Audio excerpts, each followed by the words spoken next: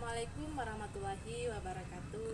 Saya Nur Hadianti dengan NIM 190101005 dari kelas PIA semester 5. Baik, pada kesempatan kali ini saya akan menjelaskan alat peraga, yaitu dua gambar tentang siswa yang merasa bosan di dalam kelas dan siswa yang mendengar penjelasan guru di dalam kelas. Tentu di dalam gambar 1 dan 2 memiliki keterkaitan seperti yang kita ketahui atau kita rasakan. Pada dasarnya semua orang tidak menghendaki adanya kebosanan. Hal ini berlaku dalam proses belajar mengajar. Bila seorang guru dalam proses belajar mengajar tidak menggunakan variasi, maka siswa akan merasa bosan, mengantuk, dan siswa malas mengikuti pembelajaran di dalam kelas karena metode yang digunakan seorang guru atau dosen dalam menyampaikan materi hanya itu-itu saja.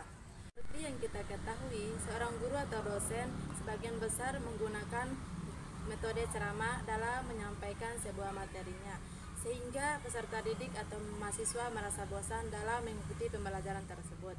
Memang metode ceramah itu memang bagus, akan tetapi sifatnya lebih mudah hilang dari benak mahasiswa itu sendiri. Untuk itu, seorang guru harus menjelaskan berbagai macam metode yang berbeda-beda agar mahasiswa tidak merasa bosan atau jenuh dalam mengikuti pembelajaran di dalam kelas. Misalnya, siswa membuat hasil diskusi atau ceramah, mengerjakan tugas, dan lain sebagainya. Yang kedua, siswa hanya mendengar penjelasan guru atau dosen.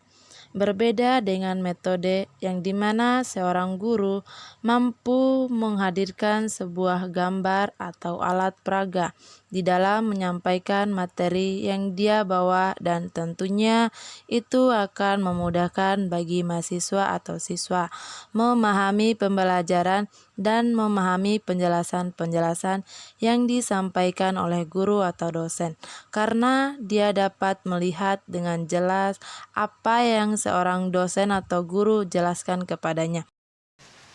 Saya Nur Fadilah, NIM 190101004.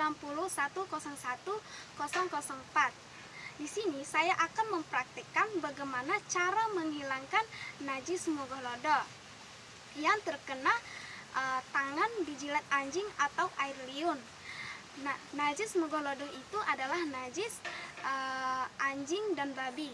Nah, di sini saya sudah mempersiapkan alat peraga yang digunakan, yaitu ember yang sudah diisi dengan air, dan air yang sudah dicampurkan dengan tanah untuk membersihkan najis mughalladzah, digunakan dalam mata pelajaran fikih. Langsung saja saya akan mempraktekkan bagaimana cara menghilangkan najis mughalladzah. Yang pertama, hilangkan material najis mulai dari rasa, warna, bau dengan membasuh dengan air sebanyak 6 kali. 1, 2, 3, 4, 5, 6.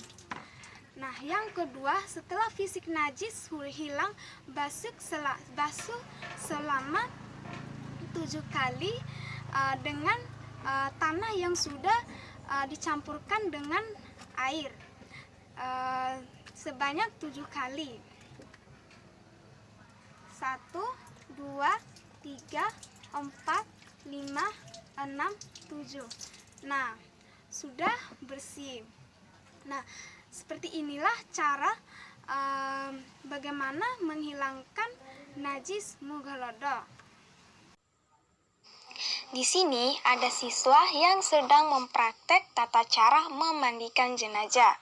Tata cara memandikan jenazah yang pertama, pada tempat tutup, supaya tidak dilihat banyak orang selain yang memandikan dan mengurus. Yang kedua, mayat diletakkan pada tempat yang tinggi seperti dipan atau meja.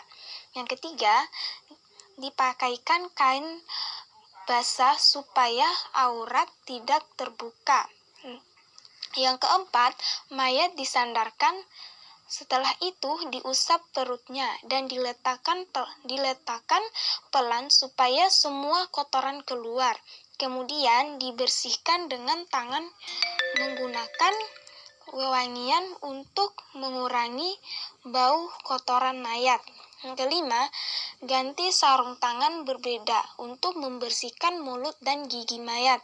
Yang keenam, bersihkan semua kotoran dan najis.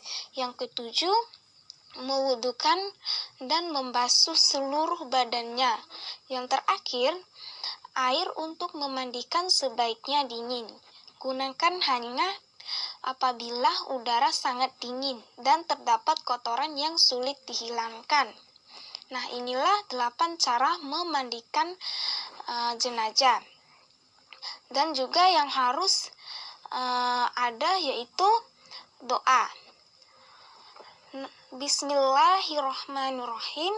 Nawaitul guslah adaan an hazihi maitati lillahi ta'ala. Nah, inilah tata cara memandikan jenazah. Mungkin sampai di sini saja yang bisa kami jelaskan mengenai keempat alat peraga yang kami bawakan. Lebih dan kurangnya kami mohon maaf. Wabillahi taufiq wal hidayah. Wassalamualaikum warahmatullahi wabarakatuh.